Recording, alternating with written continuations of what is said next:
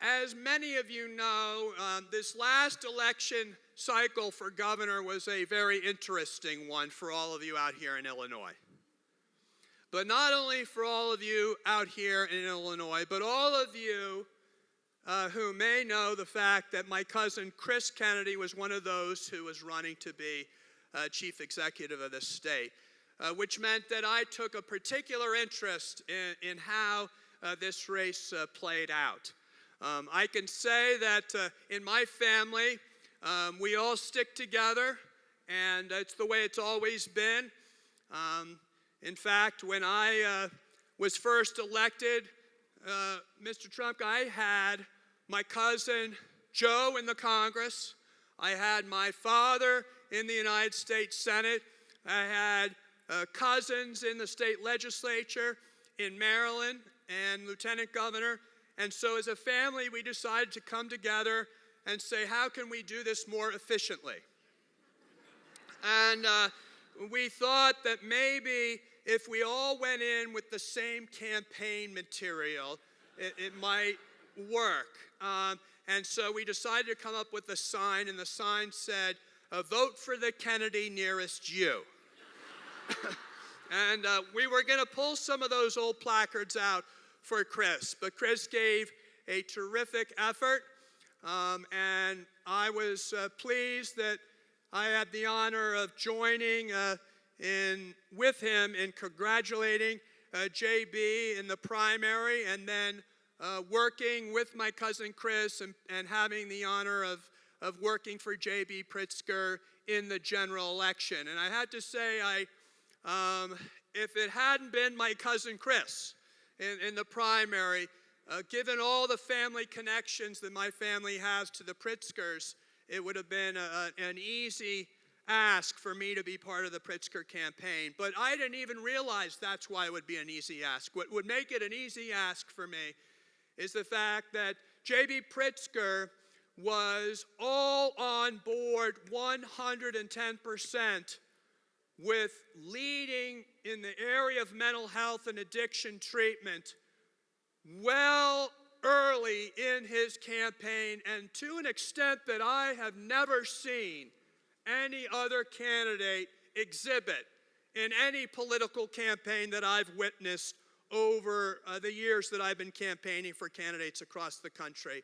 A truly exceptional campaign where he himself talked about his family challenges and ran a campaign that was very proactive on these issues, and once sworn into office as governor has already begun implementing that aggressive idea that we should no longer carve out, leave behind, segregate, and marginalize those with mental illnesses and addictions who are trying to seek help here in the state of Illinois. And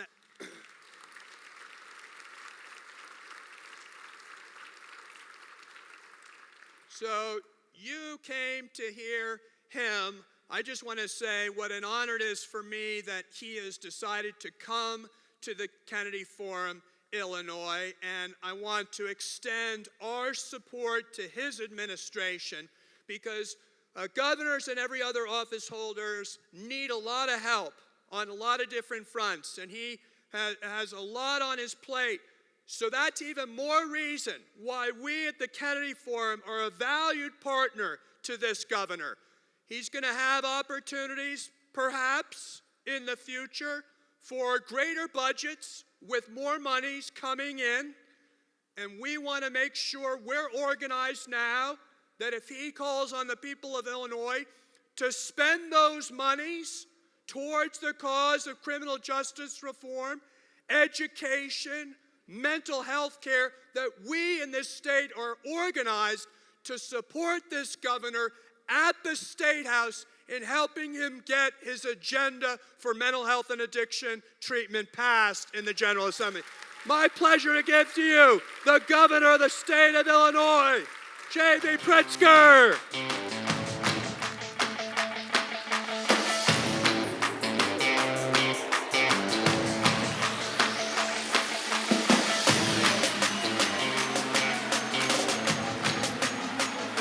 Thank you all very much. Thank you.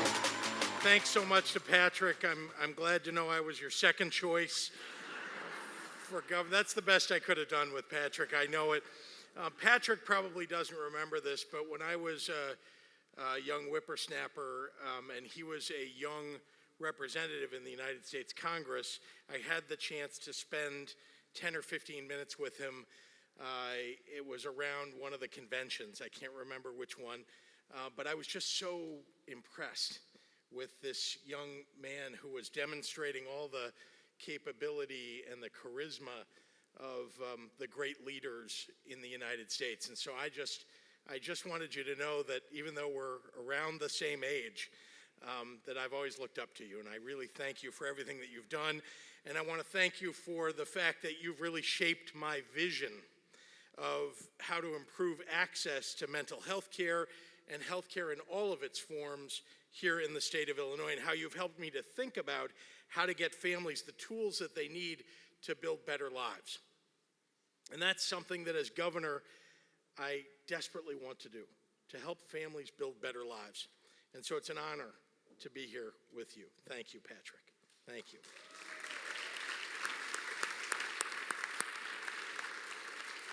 I also, of course, want to thank the Kennedy Forum of Illinois and the work that Peter O'Brien and Executive Director Cheryl Potts do, accelerating the mission of the Kennedy Forum right here in our state. How critically important is that mission? Well, you all know better than anybody. 1 in 5 Illinoisans experiences a mental health problem, challenge every single year, including people of all ages, races, and economic backgrounds.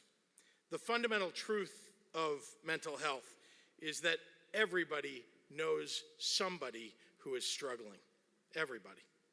Yet, despite the universality of these battles, the most vulnerable members of our communities are too often left in the shadows. And the reason for it is the stigma and prejudice that comes with it.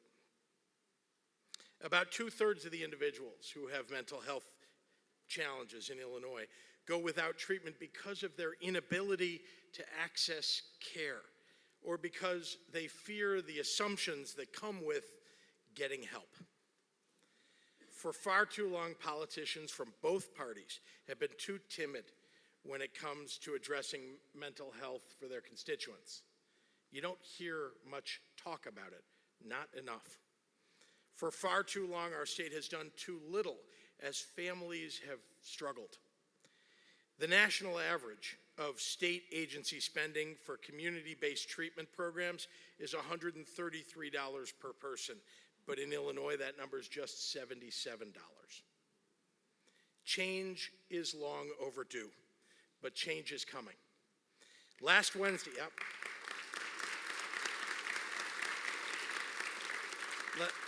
Last Wednesday, I signed our state's new bipartisan balanced budget. Yep. And in it, by the way, just passing a budget in Illinois could seem monumental. But I am honestly particularly proud that my first budget as governor includes an $80 million increase in funding for mental health and addiction treatment.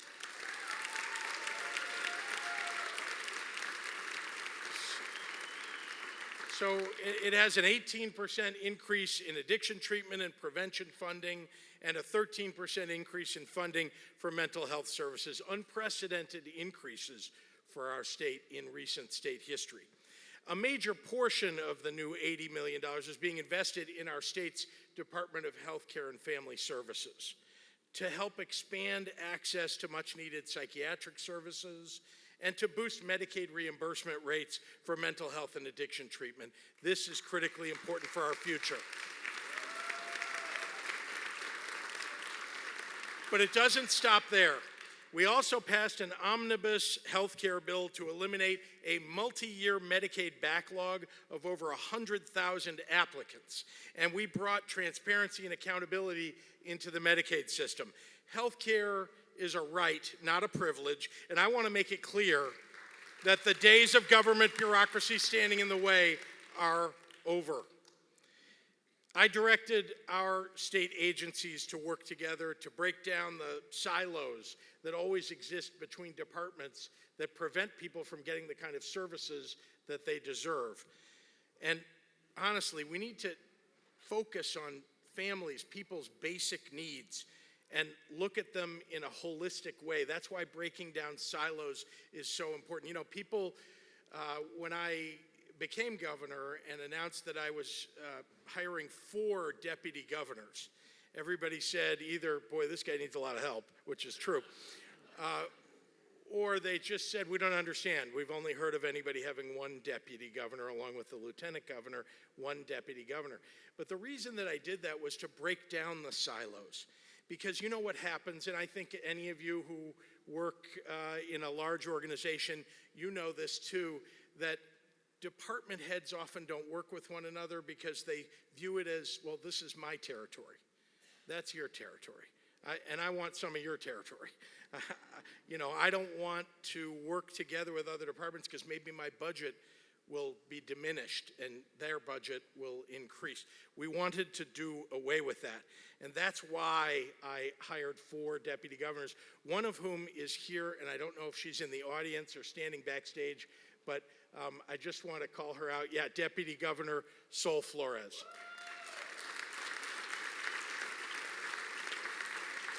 Sol does an amazing job bringing together, she is the Deputy Governor for Health and Human Services. And that covers a number of agencies: aging, health and family services, human services. We need people to talk to one another because we need to address these challenges in a holistic way, and she's doing a terrific job. There's much more that needs to be done, and we won't stop until our reality reflects our vision. My administration is committed to ensuring that health insurers are living up to the spirit of the federal and state mental health parity laws. These are laws, as you know, that were advanced by Patrick Kennedy and which are being used to make sure that all Illinoisans get the health care that they're entitled to receive. And so the conversations that you're having here at the Kennedy Forum today are so inspiring, and they serve as a testament to the private sector's ability to drive systemic change. On an individual level, employers can be among the first to observe a change in an employee's mental health, and there's no question that businesses, especially large employers, can be one of the biggest drivers in creating a better healthcare system for everyone. Of course, mental health and addiction coverage are not issues unique to the working world. If healthcare is a human right, and I believe that it is, we've got to have a public policy that serves everyone, regardless of their employment status. So my promise to all of you in this room is this: your fight is my fight, and the government of the state of Illinois stands with you. And I want to thank you for all that you do, and I especially want to say I look forward to the work ahead with all of you. Thank you all for having me here today.